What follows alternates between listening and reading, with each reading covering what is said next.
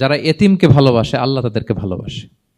এবং আল্লাহর হাবিব সাল্লাল্লাহু আলাইহি ওয়াসাল্লাম বলতেন, আনা ওয়া কাফিলুল ইয়াতীমি ফিল জান্নাতি কাহাতাইন, আমি এবং এতিমের রক্ষণাবেক্ষণকারী এইভাবে প্রতিবেশীর মতো জান্নাতে থাকব।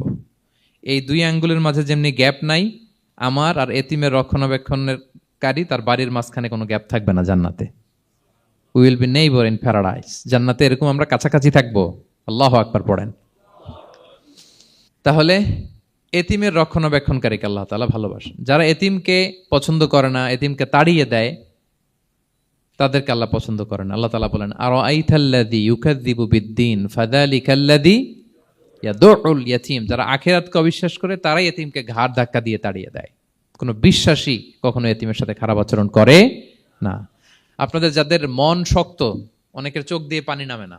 আমার এক আত্মীয় আছে, খুব আল্লাহওয়ালা। আমার জীবনে এত আল্লাহওয়ালা আমি দেখি নাই, কিন্তু ওনার চোখ দিয়ে পানি নামে না। বারবার এসে আমারে বলে যে, মিজান কি করবো বলো, তুমি একটু মোনাজাত ধরো। আমার মনে আছে আমি ওনাকে নিয়ে মোনাজাত ধরতাম, তো ওনার কান্না আসে না চোখ দিয়ে। এত আল্লাহওয়ালা, খুব ভালো মানুষ, কিন্তু চোখ দিয়ে পানি নামে না। এটা অনেকের হয়, নানা কারণে হয়।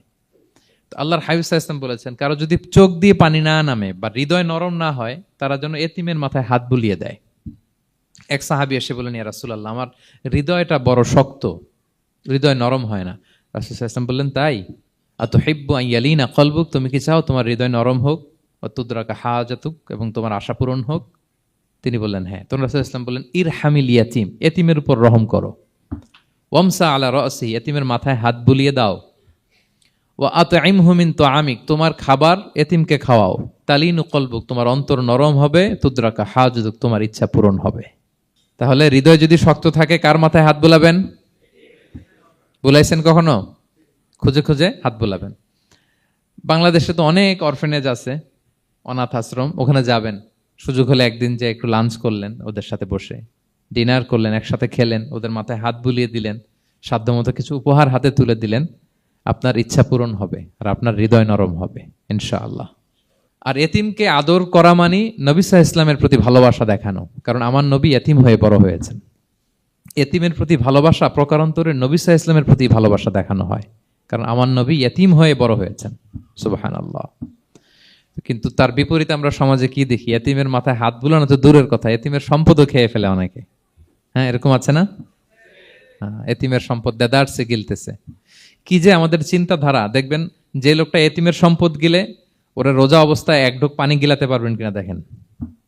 যে বলেন একটু পানি খান তো, যে খাবে না কেন? হারাম। তো ওই হারাম কিন্তু গিলতেছে ইচ্ছা মতো। রোজা অবস্থায় এক ফোঁটা আপনি পানি গিলাতে পারবেন না এরে, কেন? হারাম। কিন্তু ওইদিকে ভাতিজার সম্পদ গিলতেছে দেদারসে। আল্লাহ বলেন, এটা ভাতিজার সম্পদ না, এটা তুমি জাহান্নামের আগুন পেটে ঢুকাচ্ছ।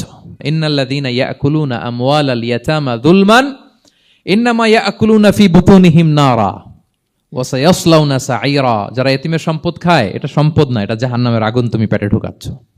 সো এতিমের প্রতি যেন আমরা নমনীয় হই, তাদের মাথায় হাত বুলাই, তাদের জন্য খরচ করি, তাদের প্রতি যেন আমরা দয়াদ্র